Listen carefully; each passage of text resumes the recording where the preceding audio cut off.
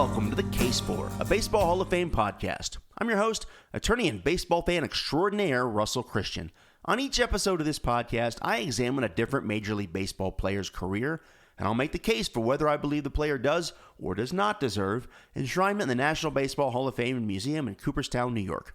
If you're someone who analyzes the hall-worthiness of baseball players like an art critic analyzes brushstrokes and emotional depth, then this is the podcast for you. Friendly reminder, I've never played professional baseball. I'm just a fan. I'm also an attorney, and believe me when I say it's way more fun to discuss the pros and cons of a player's hall-worthiness than it is to prepare questions for voir dire. Today's Superfans shout-out goes to Twitter X user Brian O'Leary, at Brian D. O'Leary, who posts and comments a lot on my Twitter X page, at The Case For. He's always weighing in the Hall of Fame discussion, so thanks for all your comments, Brian. Recently, he shared with me and the rest of the Twitterverse a great Substack piece he wrote and recorded about the February 2nd, 1959 plane crash, a.k.a. the day the music died. Of course, the tragic anniversary that we recently passed of the plane crash that took the lives of Buddy Holly, Richie Valens, and the Big Bopper. If you haven't seen it yet, check out Brian's Substack article, which is he also put a link on there to the audio recording. It's entitled A Tragic Day, but the Music Continued. So thanks, Brian, for sharing that, and I look forward to more great discussions with you about baseball, music, and wherever else the conversation leads us. My last episode discussing recent Hall of Fame inductee Billy Wagner, I mentioned that Wagner has the second most career saves for a left-handed reliever, which of course begs the question as to which left-handed reliever has the most career saves. The answer, of course, is the subject of our 24th episode and the first episode of Season 3 of this podcast, relief pitcher John Franco, who is not in the Hall of Fame despite being the all-time saves leader for left-handed pitchers. Should he be in Cooperstown? Well, that's an excellent question. So, without further ado, let's make the case for John Franco.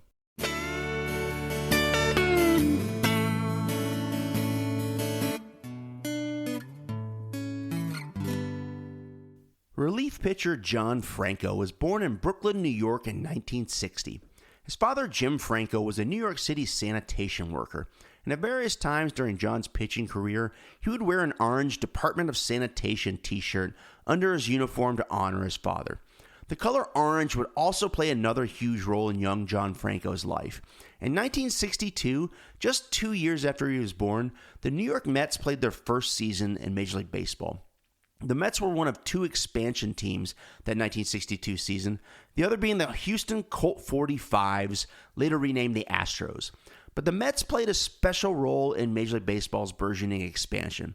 They were an attempt to fill the void left by two beloved New York teams that had struck camp and moved to the West Coast in 1957. And that, of course, is the Giants, who moved to San Francisco, and the Dodgers, who moved to Los Angeles. Jim Franco Sr., Franco's father, had been a Brooklyn Dodgers fan. However, with the recent loss of his team and the introduction of the new expansion-era Mets, the elder Franco decided that he was now a Mets fan, and of course, by extension, his sons would also be Mets fans. In his Sabre biography, the younger Franco recounts a childhood spent roaming the neighborhood looking for milk cartons, with 20 milk cartons meaning enough to get a free ticket in the upper deck of Shea Stadium. The young Franco and his brothers were ecstatic at the 1969 Miracle Mets, who won the World Series, as well as the 1973 Mets, which won the NL pennant before losing to the Oakland A's, 4-3 in a World Series for the ages. In this respect, Franco's childhood was like many other children who grew up baseball fans, and indeed many other players who grew up with an opportunity to play the game they love and play for the team they love. There was one aspect of the young Franco's fandom which would ultimately have a profound impact upon the way he played the greatest game, and that of course was his choice of his favorite player to cheer for. Interestingly, it wasn't Mets sluggers Tommy Agee, John Milner, or Rusty Staub, nor Hall of Fame ace Tom Seaver that garnered the young Franco's attention. Instead, it was a journeyman pitcher who had a 2.24 ERA in 42 games for the 1969 Miracle Mets and recorded 25 saves in an amazing 60 games pitched in 1973, and that of course is left-handed screwball pitcher Tug McGraw. McGraw is of course best known nowadays for being the father of country music legend Tim McGraw, which is another story entirely for another time and place. But long before McGraw, the son was racking up gold records, selling out tours, and encouraging us all to live like we're dying, the elder McGraw was one of the top relief pitchers in Major League Baseball in the early 70s, a two-time All-Star who averaged 51 game appearances and 14 saves a season for the New York Mets between 1969 and 1974. Off the field, he was known as a clubhouse leader, and his phrase, "you gotta believe," was unofficially adopted by the 1973 Mets, who rode that sentiment all the way to a National League pennant. It was this Mets star, the left-handed relief pitcher, that would inspire and influence the left-handed throwing John Franco the most in his early years. The young Franco eventually emerged as a left-handed pitching star for Brooklyn's Lafayette High School, the same school which a few decades earlier produced another left-handed pitcher, the great Sandy Koufax, and in total produced either 11 or 13, depending on your source, future Major League players before closing in 2010. In 1978, as a senior, Franco finished with a 14-1 record and averaged 17 strikeouts a game, although no professional teams wanted to take a chance on the 5'7", 140-pound prospect. So Franco decided to bloom where he was planted and pitched at St. John's University in Queens alongside another future Major League star, Frank Viola. And bloom he did. In his freshman year, Franco pitched 2 no-hitters, and in the Northeast Regional of the NCAA tournament, Franco shut out the Nebraska Cornhuskers despite a 102-degree fever. He threw another no-hitter his junior season and went 5-0 with a 1.26 ERA, and drew the attention of Brooklyn scouts Steve Limbo and Gil Bassetti, upon whose suggestions the Los Angeles Dodgers decided to draft Franco in the 5th round of the 1981 draft. Franco took that first train out of town, signing with the Dodgers and skipping his senior year of college to report to the Single-A Vero Beach Dodgers of the Florida State League. It was in the Dodgers minor league system where Franco learned what would become his signature pitch, a devastating changeup, which Franco learned from none other than fellow Dodgers left-handed pitching legend and Lafayette High School alumnus Sandy Koufax himself. When the left-handed Franco used the pitch against right-handed pitchers, it would break away a bit just like a screwball, the pitch of choice of Franco's childhood hero Tug McGraw. The 1982 season would see Franco's earned run average increase as he worked to improve this new changeup and stints with the AA San Antonio Dodgers and the AAA Albuquerque Dukes, but at the beginning of the 1983 season, the pitching prospect-heavy Dodgers traded Franco to the Cincinnati Reds, where his changeup growing pains continued, resulting in a 6-10 record and a 4.85 earned run average as a starter. It was this part of the story that unfortunately is all too familiar to too many Major League Baseball prospects, that precarious position of struggling early in the minors and being only a few proverbial what-ifs away from either stardom or obscurity. Luckily for Franco, 3 major what-ifs tipped the scale of his career. The first was the tutelage of Fred Norman, a former left-handed starter who won 104 games during his 16-year career and was a key part of the Cincinnati Big Red Machine for 6 years between 1974 and 79. Norman helped Franco perfect the changeup he'd learned from Koufax, and this improvement in his pitching mechanics coincided with perhaps the biggest change of Franco's career, in which he moved from the starting rotation to the bullpen. The final what-if that may have saved Franco's career was the fact that the 1984 Cincinnati Reds were coming off 2 consecutive last-place seasons, including a terrible 101-loss 1982 campaign. And as such, the Reds were desperate to start developing their young minor league talent into future major league stars. It was this organizational mindset that overlooked Franco's 5.79 earned run average with the AA Wichita Aeros in 1984 and decided to call up the left-handed changeup relief specialist. And on April 24, 1984, Franco made his major league debut in old Atlanta Fulton County Stadium, my hometown favorite stadium growing up, allowing 2 hits and an earned run in 1 inning en route to a 4-2 loss against the Atlanta Braves. Despite this rocky start, the Reds, having really no other options than to allow their young prospects to get some playing time in the hopes they would develop, allowed Franco to stay on the roster, and Franco would eventually settle in, appearing in 54 games that 1984 season and finishing with an impressive 6-2 record with 4 saves and a 2.61 earned run average. Franco posted a very impressive 12-3 record with a 2.18 earned run average in the 1985 season for the upwardly mobile second-place finishing Reds, and they were satisfied that they perhaps found their closer of the future. They were not disappointed in 1986 as Franco appeared in a career-high 101 innings over 74 games, amassing a 6-6 record, 29 saves, and a 2.94 earned run average, as well as his first All-Star appearance. Franco would go on to lead the National League in games finished in 1987 and 88, and would also lead the National League in saves in 1988 with 39, to go along with a microscopic 1.57 earned run average, a 12th place finish in the National League MVP award, as well as his first Rolaids Relief Man award for the best reliever in the National League, a defunct award which I love and I really hope Rolaids brings back someday. Get in my soapbox here. Franco would record 32 saves and make another All-Star appearance in 1989, and there's some great quotes in his Sabre biography from players and coaches around the league who recognized Franco's skill. Mets manager at the time, Davey Johnson, called Franco, quote, the most consistent reliever we've got in our league. And the great Tony Gwynn said that Franco was, quote, good, real good. He could throw anything for a strike. So there's some great accolades right there. The mid to late 80s saw the Cincinnati Reds desperately rebuilding in an attempt to reclaim the former glory of the Big Red Machine, while also trying to bury the ghosts of some pretty terrible last-place Red teams of the early 80s. So the emergence of Franco as a solid and reliable closer certainly helped the organizational redevelopment of a franchise, which would eventually win the 1990 World Series, largely due in part to a cadre of home-developed players. We talked about this on that Dave Parker episode. It was for all these reasons that the Reds' off-season move on December 6, 1989 was a bit perplexing. With Franco's contract up and free agency pending, the Reds traded their reliable reliever to his beloved New York Mets in exchange for Mets reliever Randy Myers and bullpen pitcher Kip Gross. It was one of those rare baseball trades that seemed to work out for both teams. Myers, of course, had one of the best seasons of his career, earning 31 saves and a 2.08 ERA to go along with an All-Star appearance, a 5th-place Cy Young finish, 17th-place MVP finish, and an NLCS MVP award en route to, of course, that 1990 World Series victory for the Cincinnati Reds. I remember those 1990 Reds, and I remember being shocked that they not only won the World Series, but swept the mighty A's. And of course, if you know anything about the 1990 Reds, you know that one of the main strengths of the team, both on and off the field, was their bullpen, the famous Nasty Boys, featuring Myers, Rob Dibble, and Norm Charlton. That was just a fun season and a fun bunch of pitchers to follow. So, for what it was worth, Franco also had an excellent season in 1990, leading the National League in saves for the second time in his career with 33, to go along with a 2.53 earned run average. I'll be posting comps of Meyer and Franco's 1990 seasons on my social media. Take a look and let me know who you think got the better end of the trade, the Mets or the Reds. Well, statistically, the two pitchers are very similar, but the Reds did win the World Series in 1990, so clearly they were doing something right. The 1990 season also marked a homecoming for Franco, as he's finally gotten the opportunity to play for his beloved Mets, the team he grew up rooting for.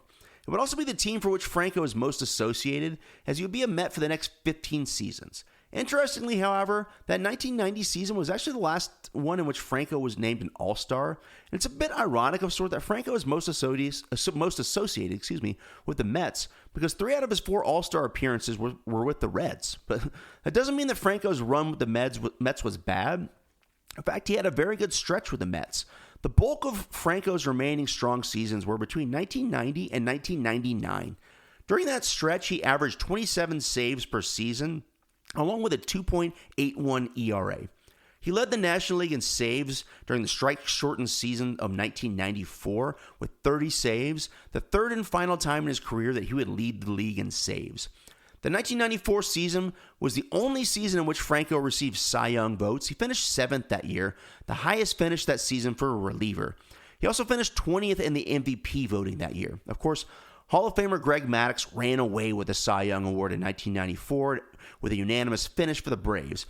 Interesting side note to the strike-shortened season. As a Braves fan, of course, I just have to point out that I would have loved to see the season finish. Of course, it was right smack in the middle of those peak 90s Braves seasons, and just a season before the Braves won the World Series in 1995. But an interesting side note to history, when the 1994 season abruptly ended on August 11th, 1994, it froze in place for all of eternity the current standings at that time and on that date.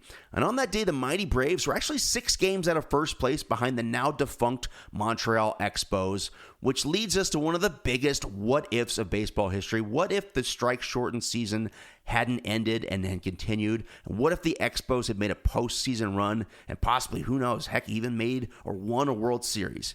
If they had, would they still be in existence today? Would the Washington Nationals have never happened? Who knows? But that's a discussion for another time and place. But had to mention it right there. It was a good time to mention that. So for now, we're discussing Franco. And of course, that 1994 season was arguably one of the best of his career. Unfortunately for Franco, his legacy and his Hall of Fame chances, his homecoming for the Mets came at a time when they were struggling. And between 1990 and 1998, the Mets never made the playoffs and seesawed between second place and last place for most of those years in that decade of the 90s. It was not until 1999 that the second-place Mets finally won the NL Wild Card, defeating Franco's former team, the Cincinnati Reds, in a one-game playoff. Franco didn't pitch in that game, which isn't a knock. In fact, the reason he didn't pitch was because Al Leiter threw a gem, a 7-strikeout complete game shutout of the Reds. The Mets did go on to win the 1999 NLDS against the Arizona Diamondbacks, 3-1, with Franco pitching in three of those games and allowing only 1 hit and no runs in 3.2 innings. Franco also earned the win in the dramatic series-clinching Game 4 at home at Shea Stadium. With the score tied 3-3 in the 10th inning, Franco notched a 1-2-3 inning, which set the table for backup catcher Todd Pratt's dramatic walk-off home run in the bottom of the 10th. Of course, I'd be remiss if I didn't mention that the 1999 Mets lost to the Atlanta Braves in the 1999 NLCS, which is another story for another time. But Franco pitched well in that series, although he only appeared in 2.2 innings. He struck out 3, allowed 3 hits, and gave up only 1 run, but he didn't earn any wins or saves. But Franco's best postseason performance, however, was his last. And in 2000, the second-place Mets again won the NL Wild Card and rode that season all the way to an NLDS win over the San Francisco Giants, an NLCS win over the St. Louis Cardinals, and a matchup for the ages against the crosstown New York Yankees in what was then and now forever known as the famed Subway Series. Franco was a huge part of the Mets' success that year, and at perhaps his most famous postseason moment, he struck out Barry Bonds to notch the save in Game 2 of the NLDS. Bonds, of course, finished second in the MVP voting that season, but then would go on to win 4 consecutive National League MVP awards. So safe to say Franco struck out the best player in baseball at that time, and possibly of all time, to earn that save. And he's mentioned that before. That was one of his biggest moments of his career. Franco didn't have a great NLCS that season, allowed 2 earned runs in 2.2 innings for a 6.75 ERA, and didn't get any wins or saves, but he did pitch well in that 2000 World Series in a losing effort for the Mets. He appeared in 4 games, didn't allow a single earned run, and he picked up the win in Game 3 at Shea Stadium. Sadly, that 2000 postseason would be the last hurrah for Franco, who notched only 4 saves that regular season and would never record more than 2 saves in a season again, and in fact, missed the entire 2002 season.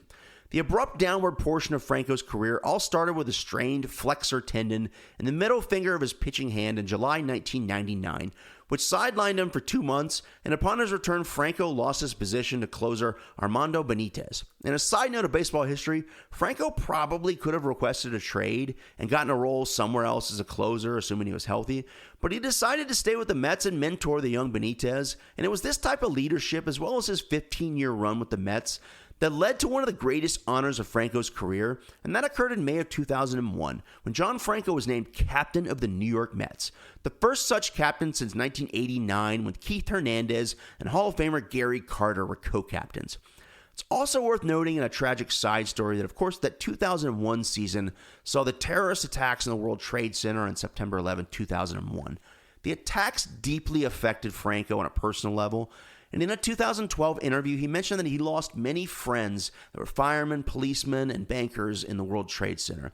One of the firemen who gave his life on 9/11 was, in fact, the coach of Franco's son's Little League team, and in perhaps one of the most emotional games of Franco's career, on September 17, 2001, Franco's 41st birthday, the Mets played their first game following the 9/11 attacks.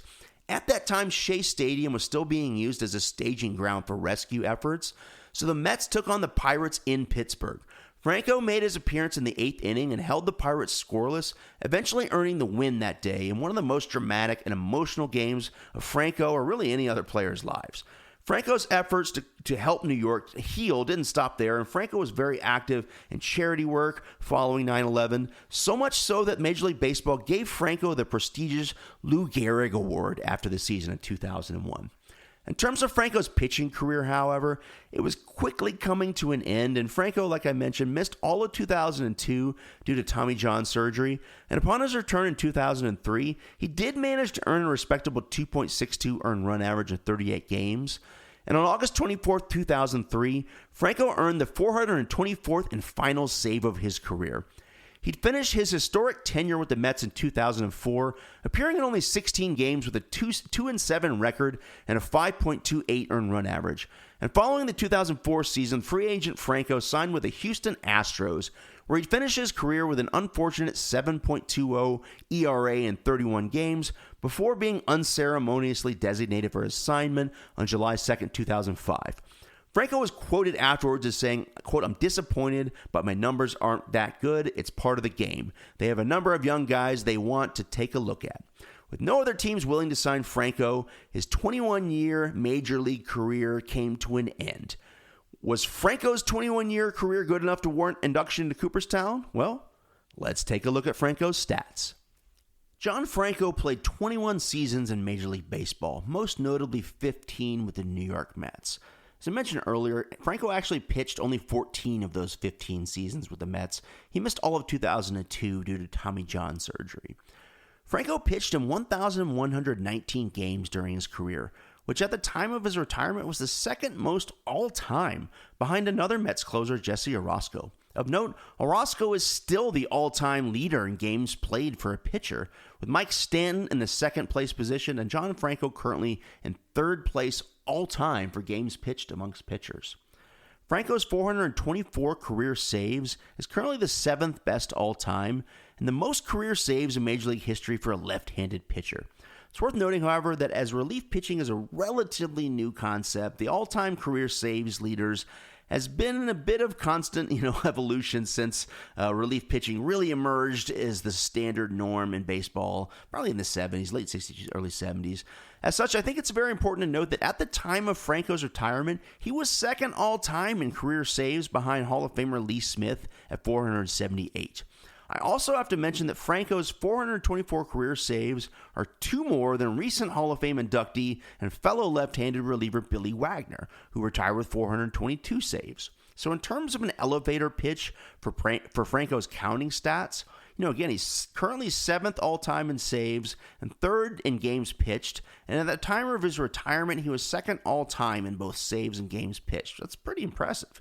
He's still to this day the all-time leader in career saves for a left-handed pitcher, which is absolutely his strongest pitch for the Hall of Fame. The elevator pitch, if you say, hey, why should John Franco be in the Hall of Fame? He has the all-time career saves record for a left-handed pitcher, right there. So some of you guys, that might be it. And to some of you guys, you say, well, I need to hear more. Well, let's hear more.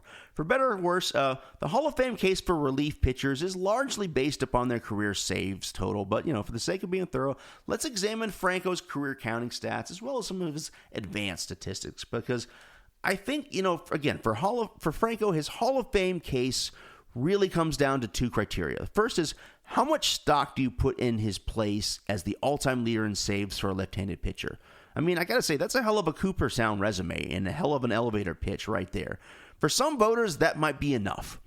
But if that's not enough, I think Franco's Hall of Fame case comes down to comparing him with the other pitchers on that top 10 all-time saves list, especially the 5 Hall of Famers on that list, to see where Franco stacks up against these other pitchers. So, in addition to his 424 saves and 1,119 games, Franco finished his 21-year career with a 90-87 record for a 5.08 winning percentage, a 2.89 earned run average, 774 games finished, 1,245.2 innings, and in those innings he gave up 1,166 hits, 400 earned runs, and he had 975 strikeouts and gave up 495 walks. Now, as I usually do, I'll post all these comps online, but if you want to comp Franco with the 5 other Hall of Famers who appear on that top 10 all-time save list, you get some interesting comparisons. And now just so you know, the 5 other Hall of Famers who appear in the top 10 all-time save leaders list are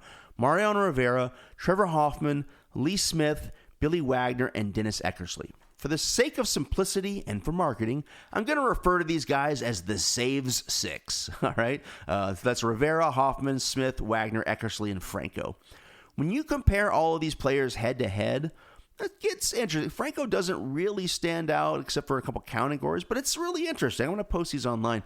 Franco leads all of these in games pitched and has more saves than Wagner and Eckersley.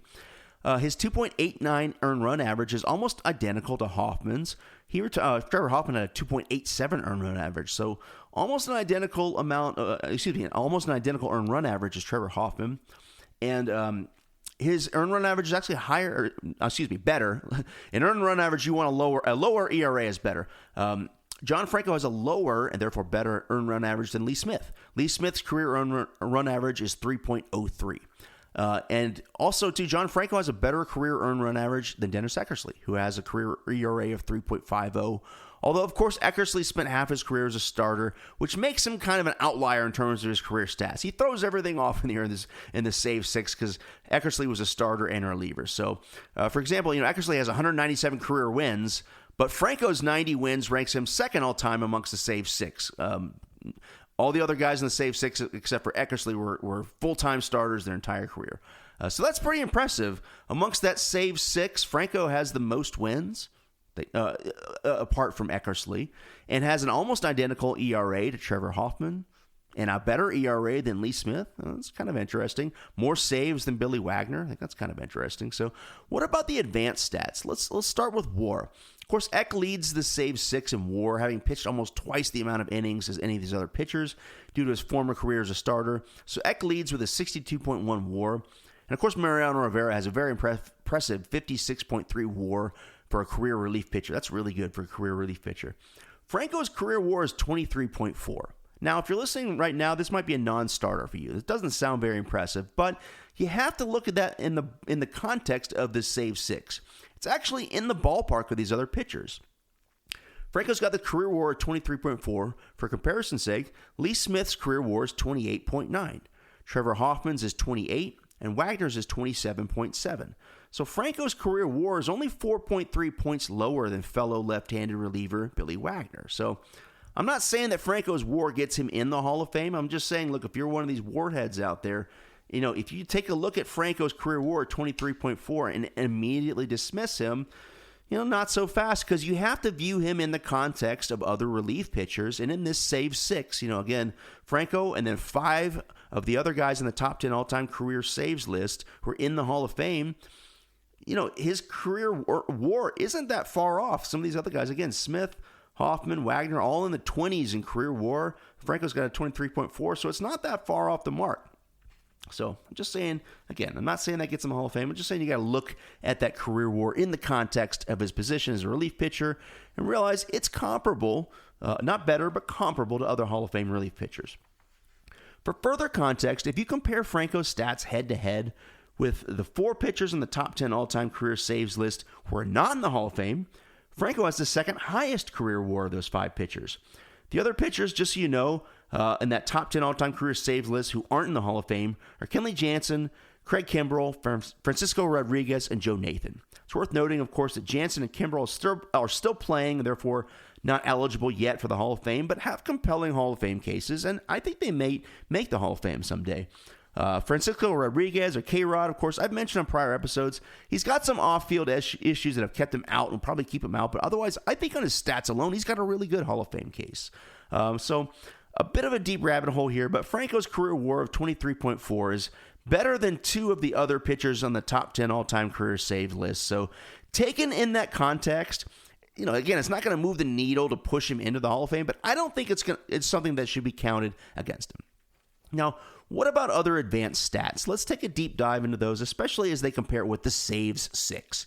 Franco has the second lowest K percentage of the save 6 behind Eckersley, who, as we've mentioned, has kind of weird stats due to his career arc. Franco's ERA plus of 138 is higher than Lee Smith's and Eck, and just a few points behind Hoffman's 1.41 ERA plus.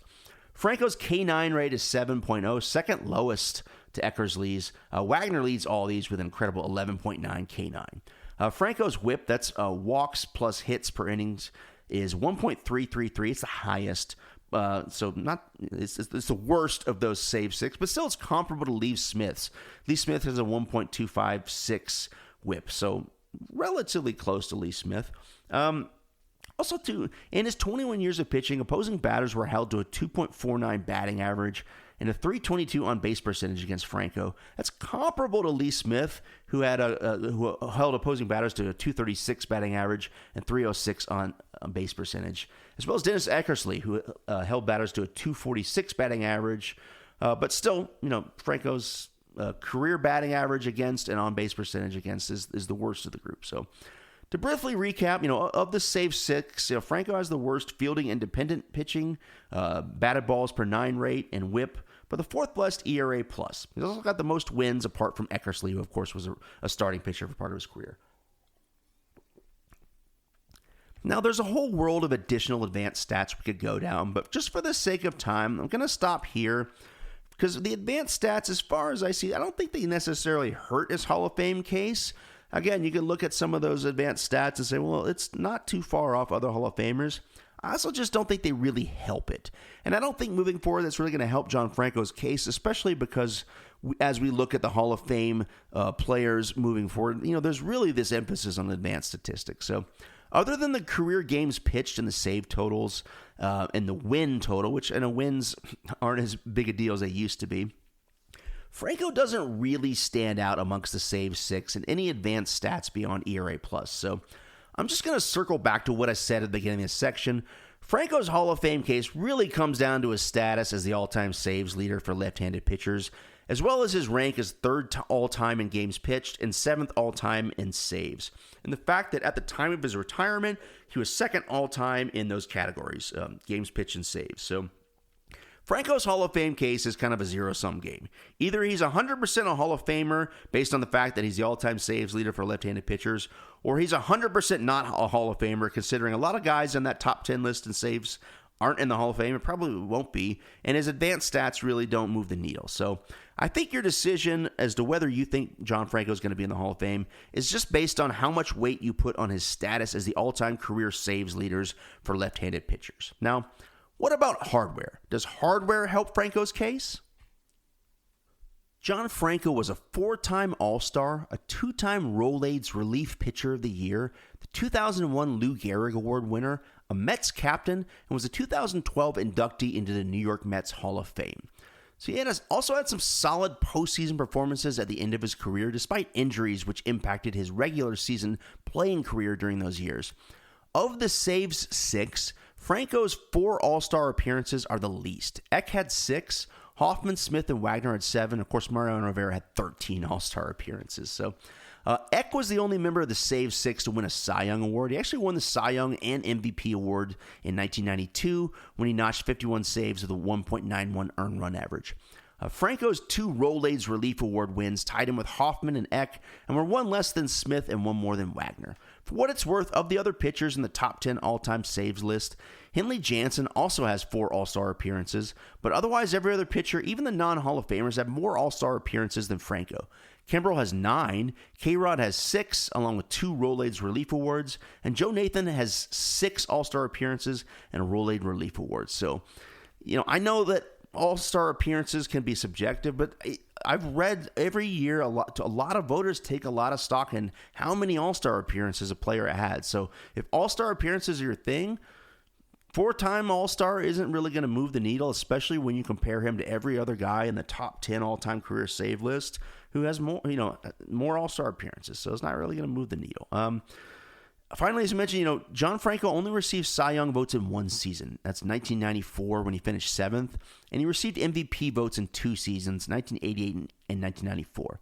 I know he's a relief pitcher, but for what it's worth, a relief pitcher has won the Cy Young Award 9 times, and 4 different relief pitchers have won the MVP award.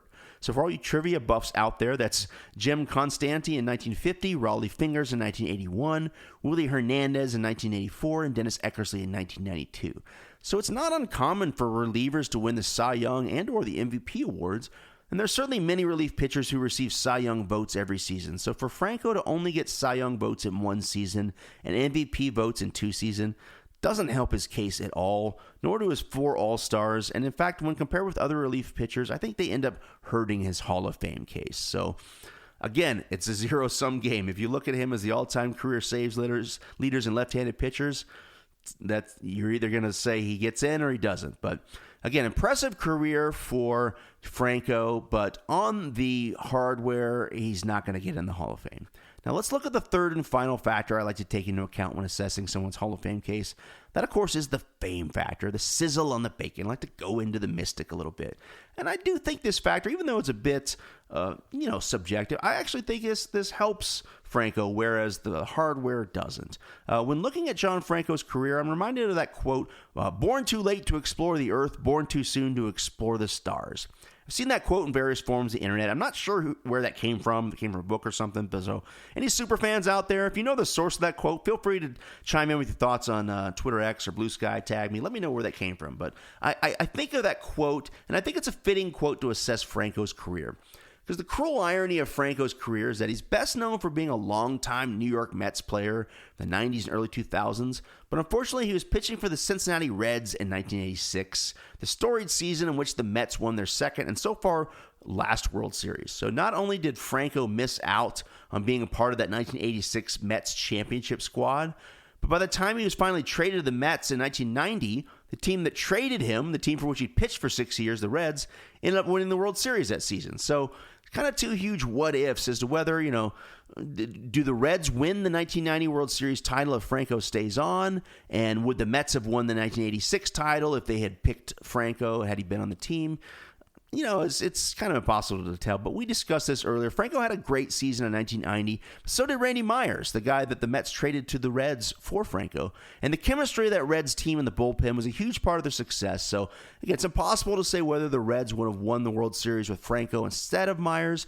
But the fact remains that Franco was traded to the Mets and missed out on the Reds World Series team in 1990 and was pitching for the Reds in 1986 when the Mets won the World Series. So, in an alternate timeline, maybe, he pitched with the Mets in 86, stayed with them, or stayed with the Reds. Maybe he gets a World Series ring in his trophy case somehow. But, the baseball gods can be cruel. And regardless of these kind of near misses, Franco didn't win a World Series. Although he did pitch well when the Mets finally made the playoffs again in 99 and 2000. Again, he picked up the win in that Subway Series. So I got to say, I like to look at postseason performance. And if you go back to my Billy Wagner episode, I kind of knocked him because he didn't pitch well in the postseason. Franco did pitch well in the postseason. I said it before, I'll say it again. In 99 and 2000, he's already starting sort of the downward spiral of his career. He's starting to get into some injuries. But he pitched well in the postseason, did really well. So I think that helps. I think that helps Franco's case. And there's also no doubt, and this helps, that Franco's a beloved player among Mets fans. He was a Mets captain. He was the foundation of their bullpen for a decade and an elder statesman captain of their team, even in his later declining years. Again, staying on to mentor a young pitcher who's essentially taking his job as the closer. Franco is also a member of the Mets Hall of Fame, the Staten Island Sports Hall of Fame, and the National Italian-American Sports Hall of Fame. So for some people, this might be enough. You bookend all this sort of fame factor with the all-time career saves for a left-handed pitcher. To some people, this might be enough. But I mentioned this earlier before in relation to David Wright. David Wright played his entire 14-year career with the Mets and holds numerous Mets team records despite falling considerably short on most Hall of Fame benchmarks counting stats.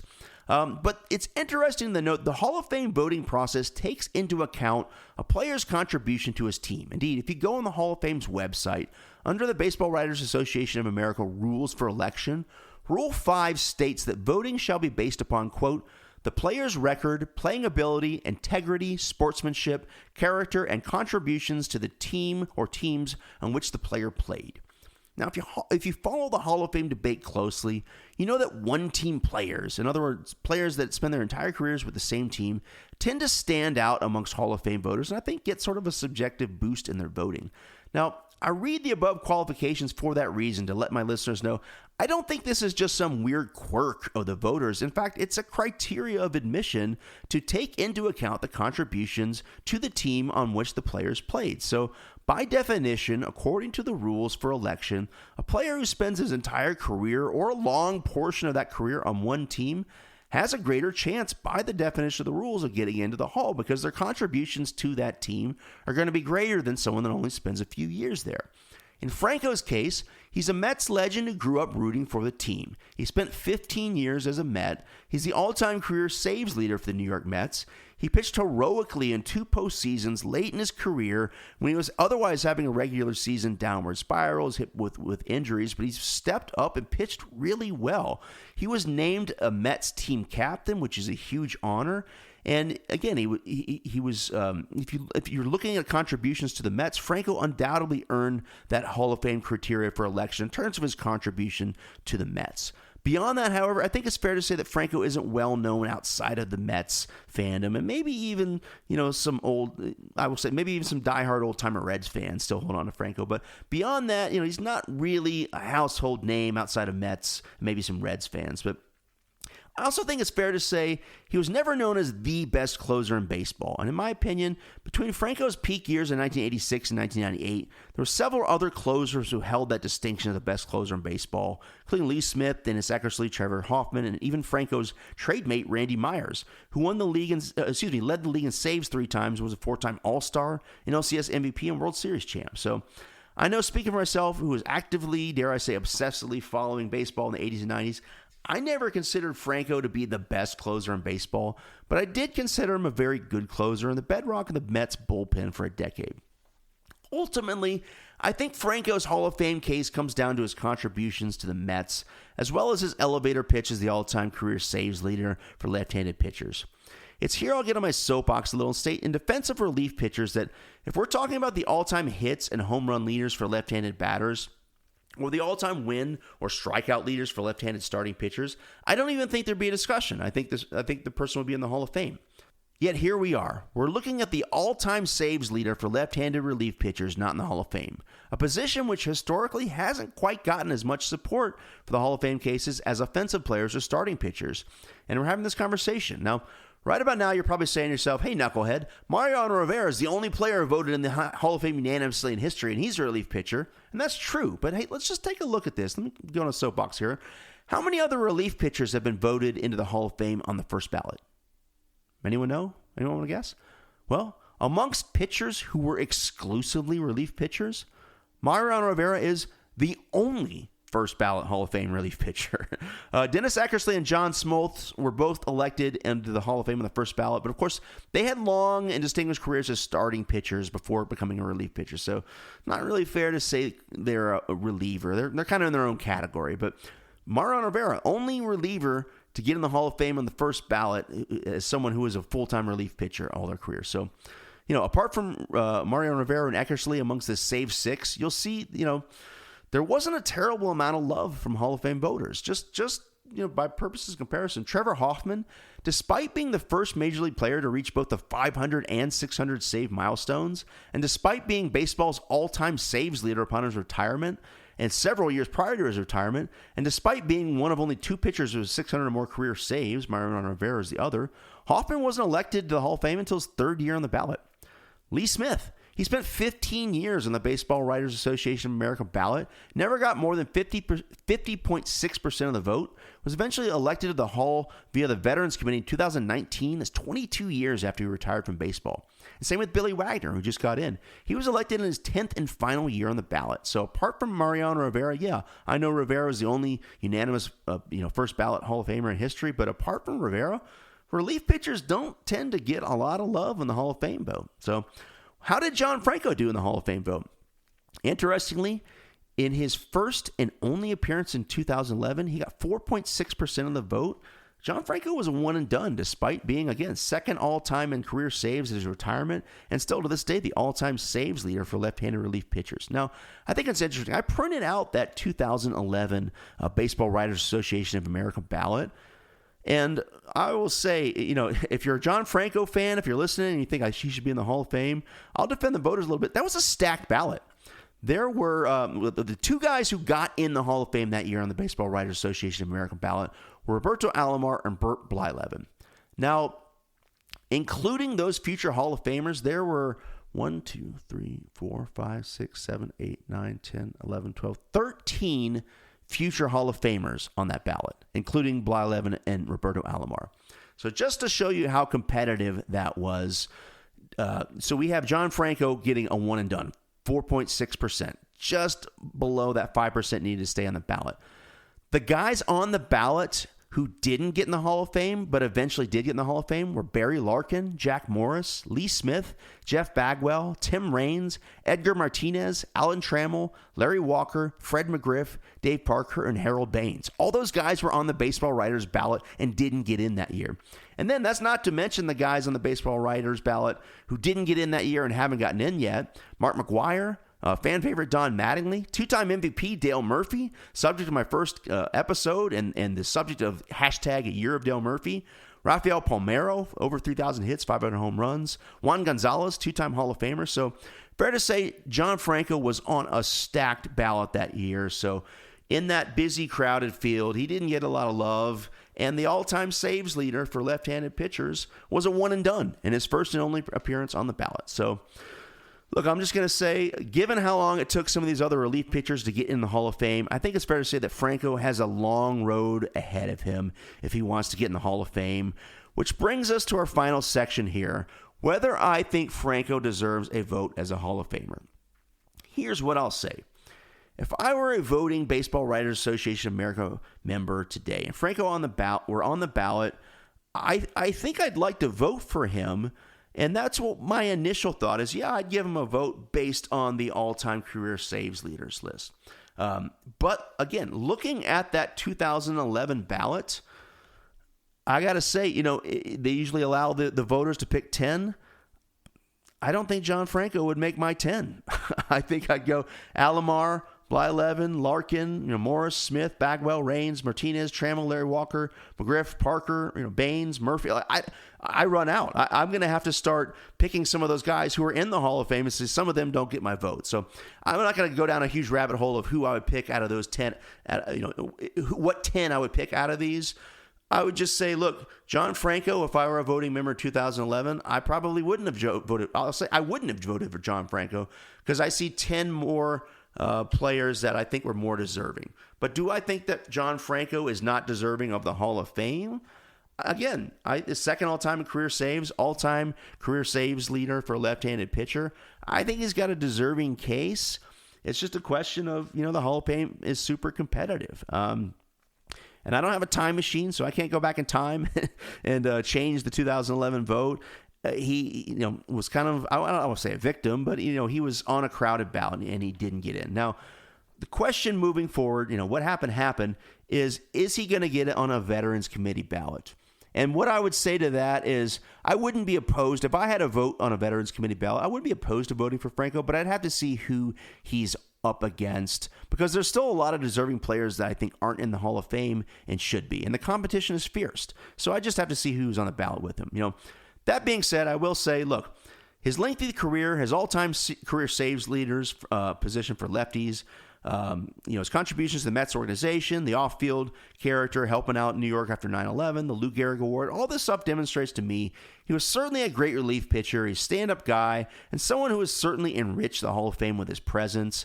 And, while I think the status as the all-time saves leader for lefties is certainly just an outstanding elevator pitch, I think, too, with the focus on analytics and advanced stats, I don't see future generations really pushing for his induction, as his advanced stats really don't help his case. And, again, it's really just based on the Mets connection and his status as the all-time save leaders for lefties. So, again, if I went back in time and I had a Baseball Writers Association American ballot vote, on a future ballot, if, you can unclog and get all those guys into the Hall of Fame and Franco were still around, and, I didn't see 10 other guys that were more deserving, he would get my vote. I would say, like, on this last ballot and maybe this next year's ballot, I've talked about this before, I don't see next year's ballot being very strong. In sort of a weaker ballot year, I'd vote for Franco. But on that 2011 ballot, I wouldn't have, because I think there was more than 10 other guys that had a better Hall of Fame resume than John Franco. That being said, I don't necessarily think that he would be a bad addition to the Hall of Fame. But apart from his career saves, he really doesn't have a case. He doesn't have a case in the hardware. And look, let's play a little what-if game. Let's say Billy Wagner had 2 more saves, or three more saves, and is the all-time career saves leader for left-handed pitchers. That kind of takes the wind out of Franco's Hall of Fame case's sails, because it really, again, comes down to that status as the all-time career saves leader for lefties. So if you think that's enough, he'll get in the Hall of Fame. But with the way that relief pitching is used nowadays and the career saves leaders constantly changing, I think it's only a matter of time for another left-hand reliever or a couple of left-hand relievers come around, throw more career saves than Franco. So I think he's going to lose that spot, and he's going to lose momentum. And for that reason, I hate to say it, I think it's going to be a long time, if not forever. I don't think that John Franco is ever going to get in the Hall of Fame. Sorry to say it. Still a good player, though. Still a great player. And, again, want to thank him for all his contributions to baseball and what he did for the game and for the city of New York after 9/11. We won't forget that. So thank you for listening. If you haven't already, go on my other episodes. Give them a listen. If you want to really support this podcast, I'll get on my soapbox here real quick. Make sure you follow this podcast wherever you listen to podcasts. Go on Apple Podcasts, Spotify, wherever you listen. Follow, subscribe. I get, download stats and all that stuff. All that stuff helps the podcast considerably. So if you really like it, follow it. And hit me up with a review or just click on the stars. Give me a great review. That really helps grow the podcast. A few seconds of your time will really, really help this podcast grow. You can also subscribe to my YouTube channel, where you'll find all of my podcast episodes, as well as tons of bonus content like videos and shorts. And definitely stay tuned for my next episode, where we're going to discuss another Mets relief pitcher, Jesse Orosco, briefly mentioned in this episode, and the all-time career record holder for games played as a pitcher. Going to be an interesting one. Until then, remember, when life gets you down, stop what you're doing and watch a baseball game.